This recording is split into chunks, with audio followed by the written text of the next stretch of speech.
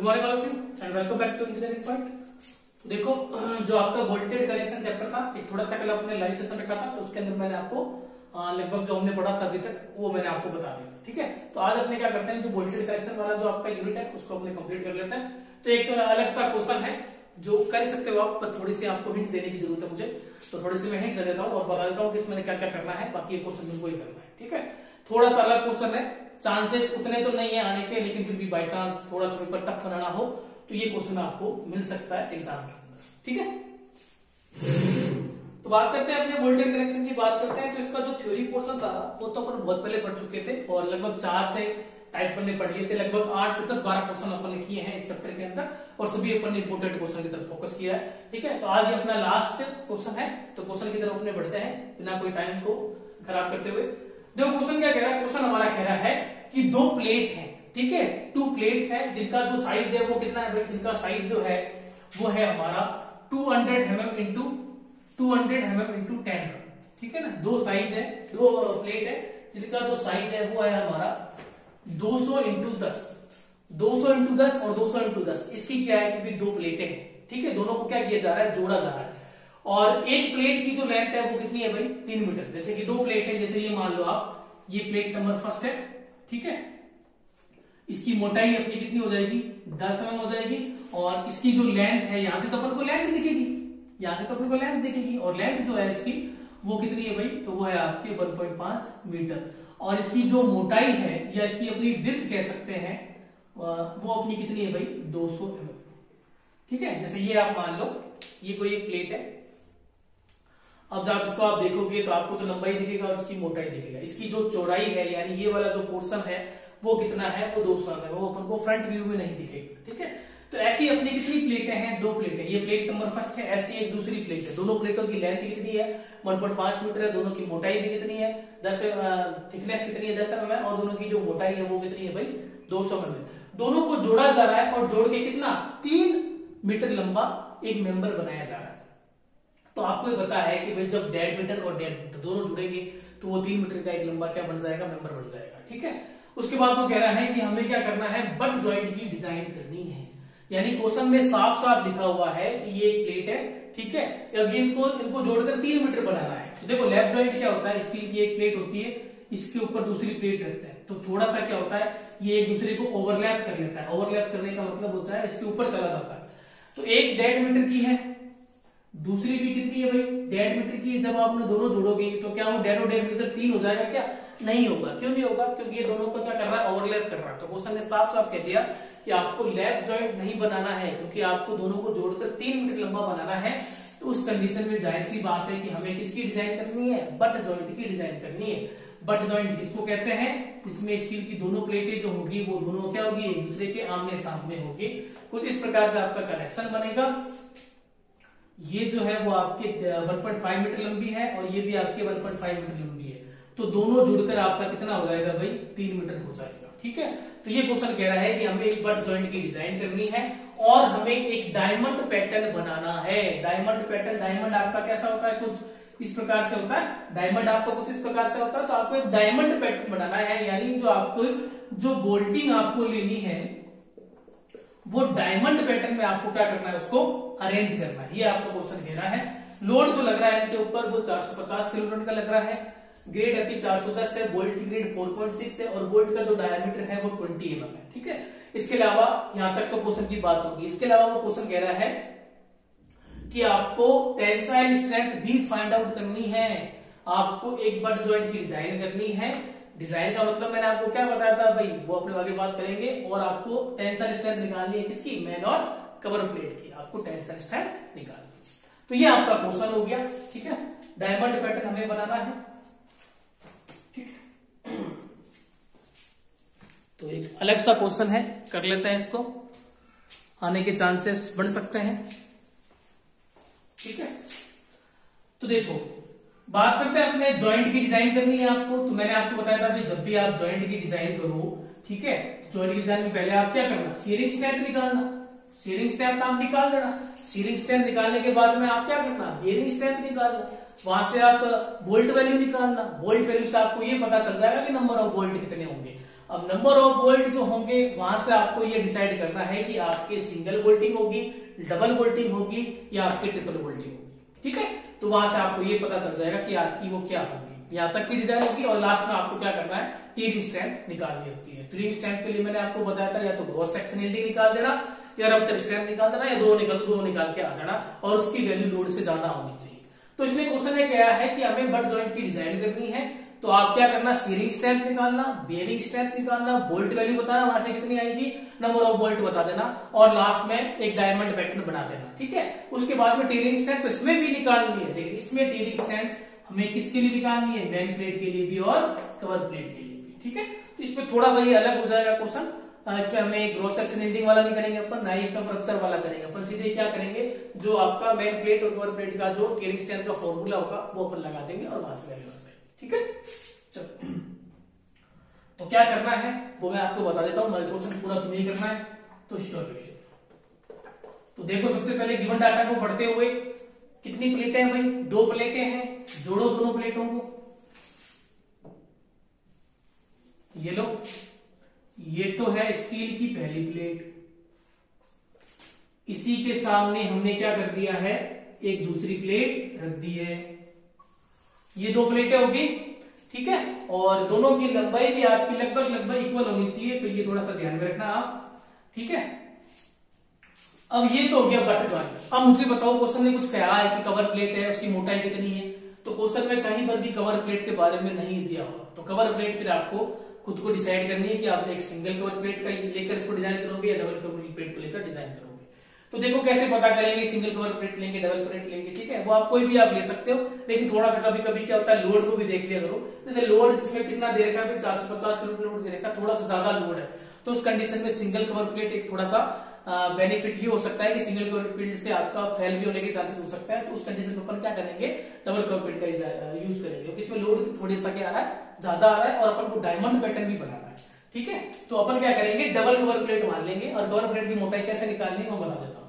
तो मैंने ये माना भाई ये आपका डबल कवर प्लेट है, एक कवर प्लेट तो आपकी ऊपर होगी और कवर प्लेट की मोटाई आपको पता है, जब नहीं दे रखी है तो दोनों इक्वल मान लेना, ये मान लेना ऊपर वाली कवर प्लेट और नीचे वाली कवर प्लेट दोनों एक ही साइज की। ये हो गया हमारा, एक कवर प्लेट ऊपर है, एक कवर प्लेट आपका नीचे है। ठीक है, और इस पर जो लोड आ रहा है आपका वो आ रहा है 450 किलो न्यूटन का, तो दोनों तरफ मैंने लोड शो कर दिया 450 किलो न्यूटन। और ये जो लेंथ आपको जो दिख रही है यहां से लेके यहां तक, ये जो आपको लेंथ दिख रही है ये है 1.5 मीटर और ये जो लेंथ आपको दिख रही है यहां से लेके यहां तक ये है 1.5 मीटर। और जैसा क्वेश्चन हमें कह रहा था कि 2 प्लेटें 1.5 मीटर लंबी है, दोनों को जोड़ना है और एक 3 मीटर लंबा मेंबर बनाना है, क्या दोनों जुड़ के 3 मीटर लंबा मेंबर बन जाएगा क्या, तो आप बोलोगे यस सर, ये दोनों जुड़ जाएगी जब ये 3 मीटर लंबा आपका मेंबर बन जाएगा। तो ये कुछ इस प्रकार से आपका क्वेश्चन हो गया। ठीक है, तो शुरुआत आप क्या करोगे, देखो ये सारा डाटा आपको नहीं पता, ये क्या क्या चीज आपको दे रखी है, आपको डायमीटर ऑफ बोल्ट दे रखा है 20, तो मुझे बताओ डीएच कितना हो जाएगा, तो वो आप बता दोगे 22 हो जाएगा, कितना जोड़ देंगे, 2 जोड़ देंगे। ठीक है, आपको लेंथ का तो वैसे भी कोई यूज नहीं है इसके अंदर। ठीक है ना, आपको साइज दे रखी है 200 इंटू 10, तो चौड़ाई कितनी है भाई, चौड़ाई है 200 mm और मोटाई जो है वो कितनी है भाई, क्वेश्चन के अंदर 10 mm है। लोड का मान कितना है भाई, लोड आपको दे रखा है 450 किलो न्यूटन। Fe 410 है, तो यहां से आप बता दोगे Fu कितना हो जाएगा, 410 मेगा पास्कल हो जाएगा। वोल्ट की ग्रेड 4.6 है, तो Fu कितना हो जाएगा वो आप बता दोगे 400 मेगा पास्कल या न्यूटन पर एमएम स्क्वायर, कुछ भी आप लिख सकते हैं। ठीक है, तो इतना कुछ डाटा हमें दे दिया है क्वेश्चन ने। ठीक है, अब हम करेंगे क्या, सुन लो। ठीक है, देखो हमें क्या करना है, डिजाइन करनी है। तो डिजाइन में हम जो हमारा पहला स्टेप जो होगा वो हमारा होगा शियरिंग स्ट्रेंथ ऑफ बोल्ट। पहला स्टेप हमारा क्या होगा, शियरिंग स्ट्रेंथ ऑफ बोल्ट होगा। और उससे पहले आप ये लिखोगे assume double cover butt joint, वो आप यहां लिखोगे, यहां आप लिख देना assume double cover butt joint. ठीक है, तो वो आप लिख देना। आपने क्या माना है भाई, डबल कवर बट जॉइंट माना है। क्वेश्चन ने तो कुछ नहीं बोला था कवर प्लेट सिंगल लो या डबल लो, वो खुद अपन को लेनी है क्योंकि अपन डिजाइनर है, ठीक है। लेकिन मैंने आपको बताया कि लोड थोड़ा सा ज्यादा है तो डबल कवर ले लो, थोड़ा सा वो सेफ हो जाएगा क्योंकि डायमंड पैटर्न भी हमें बनाना है, ठीक है ना। तो ये कुछ मैंने बताया था, वो थोड़ा सा क्राइटेरिया आप भी इसको भी ध्यान में रख लेना, ठीक है।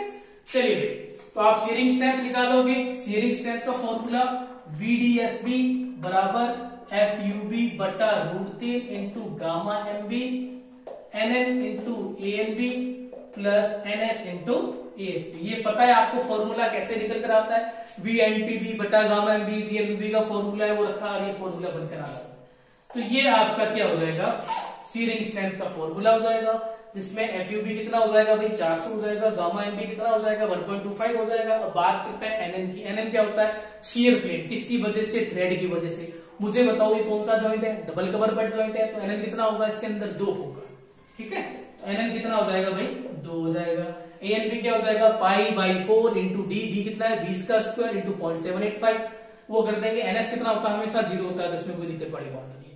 तो ये वैल्यू आप पुट कर देना, यहां से आपको सीरिंग स्ट्रेंथ प्राप्त हो जाएगी। बता देता हूं मैं आपको कितनी प्राप्त हो जाएगी, ठीक है। सीरिंग स्ट्रेंथ आपको पता हो जाएगी, सीरिंग स्ट्रेंथ आपकी निकल जाएगी, VDSB आपकी निकल जाएगी 91.12 किलोमीटर। तो यहां तक तो आपको कोई दिक्कत होगी नहीं। सीरिंग स्ट्रेंथ लगभग 90 से ऊपर जिसके आ रही हो ना 91-92 तक इसके सिमिलर भी आ रही हो तो कोई दिक्कत वाली बात नहीं। तो इस प्रकार से हम क्या करेंगे, सबसे पहले तो ये डायग्राम बनाएंगे, ये डायग्राम बना के ये एज्यूम करेंगे कि ये डबल कवर बट जॉइंट है, गिवन डाटा हमने ले लिया है और सीरिंग स्ट्रेंथ हमने निकाल ली है, ठीक है। चलो अभी तक कवर प्लेट की मोटाई का यहाँ पर अभी कोई रोल नहीं आया है, ठीक है। तो इस प्रकार से हमने सीरिंग स्ट्रेंथ निकाल ली है। ये स्क्रीनशॉट वो आपको निकालनी है, ठीक है ना, मैं तो निकालूंगा नहीं क्योंकि बहुत क्वेश्चन करवा दिए, ठीक है। चलो तो सीरिंग स्ट्रेंथ आप निकाल लेना, लगभग इतनी आ जाएगी। चलो आगे बात करते हैं कि अब हमें आगे क्या करना है। तो हमने शुरुआत करी सीरिंग स्ट्रेंथ से, डबल कवर बट जॉइंट माना और हमने सीरिंग स्ट्रेंथ निकाली। चलिए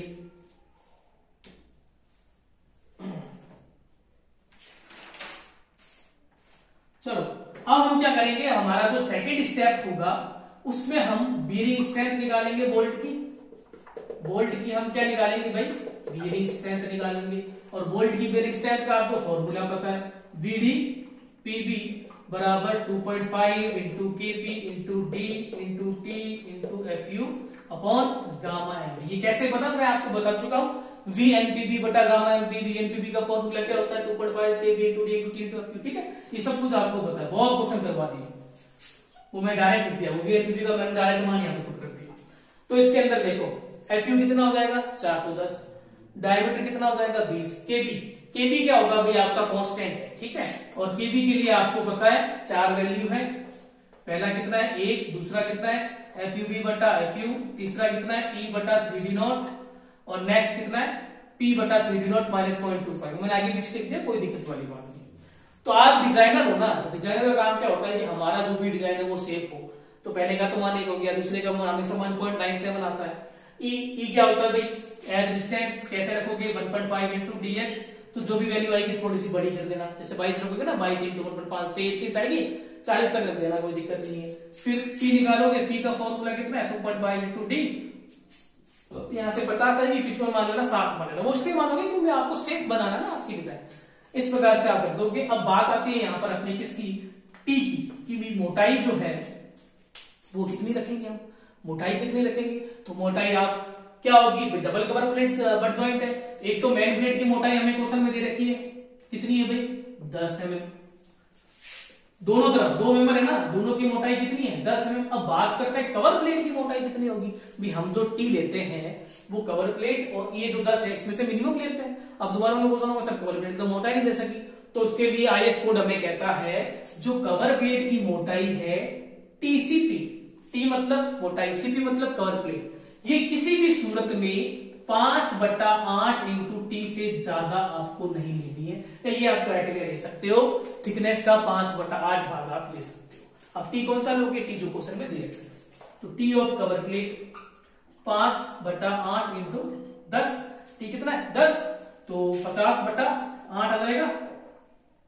8 × 48 ऐसे करके 6 पॉइंट समथिंग कुछ आएगा इसका मान।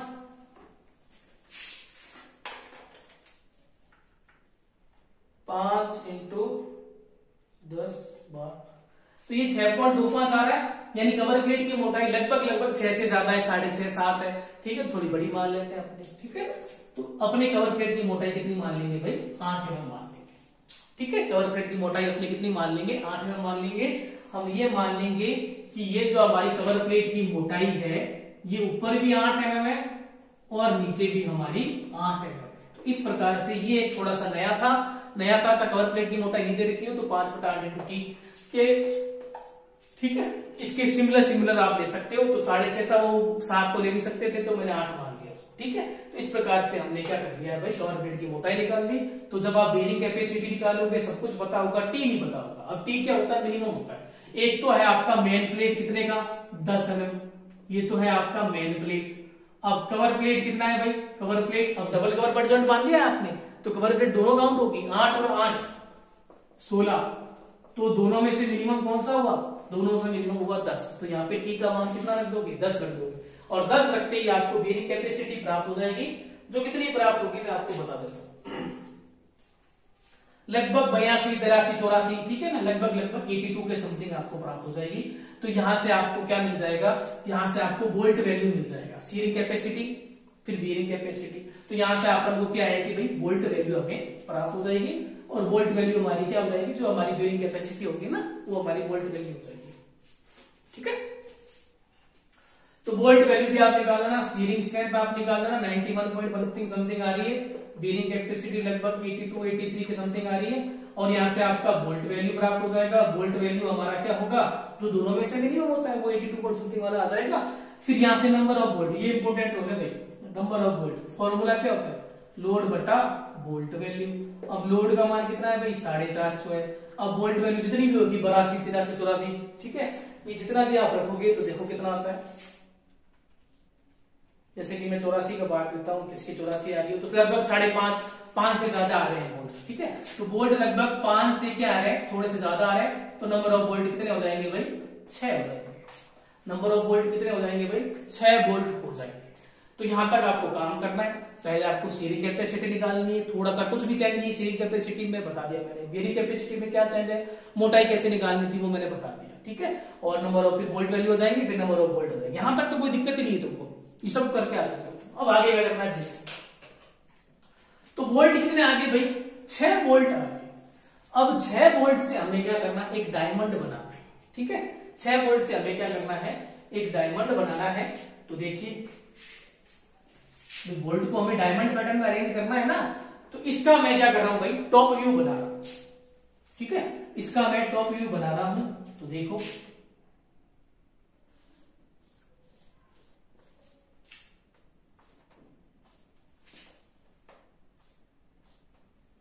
जब इसका आप टॉप व्यू बनाओगे तो वो कुछ इस प्रकार से आपको दिखेगा। जब इसको तुम टॉप से देखोगे, इसको जब तुम टॉप से देखोगे तो ये पोर्शन दिखेगा, और ये जो दिख रहा है आपको टॉप से तो ये भी दिखेगा, ठीक है ना। तो इसको अपन यूं कर देते हैं, ये हमें दिख जाएगा, और बीच में ये छेद दिखेंगे हमें, डैश डैश डैश, यानी ये गैप नहीं दिखेगा अपन को, ये होगी बात। अब भाई कितने वोल्ट अरेंज करने हैं, नंबर ऑफ वोल्ट कितने आ जाएंगे भाई, आपके 6 वोल्ट आ जाएंगे। कितने वोल्ट अरेंज करने हैं, 6 वोल्ट अरेंज करने हैं, और हमें डायमंड बनाना है, ठीक है। तो 6 वोल्ट से हमें डायमंड बनाना है, तो वो थोड़ा सा चेंज हो जाएगा। देखिए तो कुछ मैं इस प्रकार से डायमंड बनाऊंगा। डायमंड क्या करती है, जैसे मैंने आपको बताया कि कुछ इस शेप की होती है, तो मैं कुछ 1 वोल्ट लगा दूंगा इधर, 1 लगा दूंगा इधर, 1 लगा दूंगा इधर, ठीक है, और 1, फिर उसके बाद में 2 मैं इधर लगा दूंगा, और 1 जो है मैं इधर लगा दूंगा। तो इस प्रकार से जब आप देखोगे तो ये 6 वोल्ट तो इधर हो गए, और सिमिलरली 6 वोल्ट मैं कहां लगा दूंगा, इस तरफ लगा दूंगा, ठीक है। जिगजैग वोल्टिंग लगाते हुए करेंगे अपने, और हमें क्या करना है भाई, डायमंड पैटर्न भी बनाना है साथ में, ठीक है। इसको आप जब देखोगे ना तो ये देखिए एक डायमंड बन रहा है आपका, ठीक है। तो आप देख सकते हैं 1 वोल्ट की लाइन, 2 वोल्ट की लाइन, 3 वोल्ट की लाइन, दोनों तरफ 3-3 वोल्ट है, यानी ये क्या हो जाएगा आपका ट्रिपल वोल्टेज हो जाएगा, ठीक है। आप लिख सकते हो hence it is triple voltage,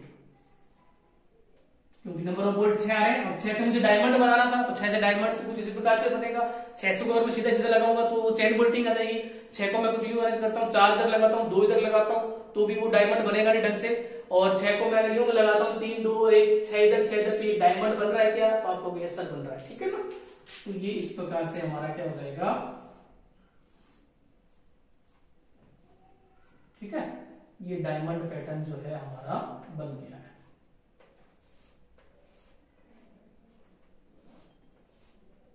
ठीक है, तो ये हो गया भाई आपका डायमंड पैटर्न, जो क्वेश्चन ने हमें कहा था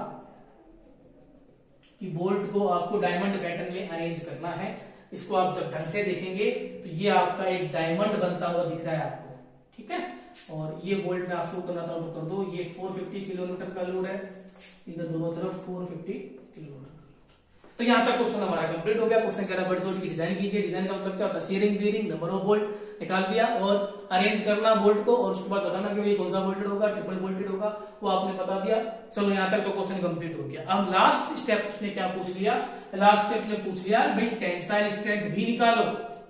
इसलिए थोड़ा सा क्वेश्चन थोड़ा लेंथी है। टेंसाइल स्ट्रेंथ भी निकालो किसकी, मेन प्लेट की और कवर प्लेट की। मेन प्लेट की तो मोटाई कितनी है 10 mm, कवर प्लेट की मोटाई कितनी है, ऊपर भी 8 है नीचे भी 8 है, ठीक है। तो देखिए ले स्क्रीनशॉट ले, ठीक है।